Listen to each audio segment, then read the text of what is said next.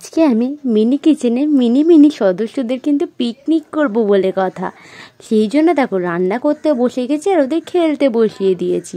কী রান্না করেছি বলতো? ফার্স্টে করেছি সজনে ফুলের বড়া।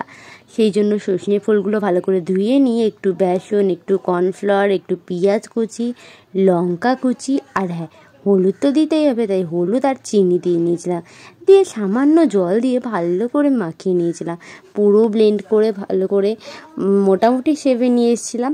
তারপরে কিন্তু তেল আমি বসিয়ে দিয়েছিলাম, আর তেলটা পুরো গরম হয়ে যাওয়ার পরে একে একে ছেড়ে নিচ্ছি। দেখে বুঝতে পারছো কতটা গরম হয়ে গেছে।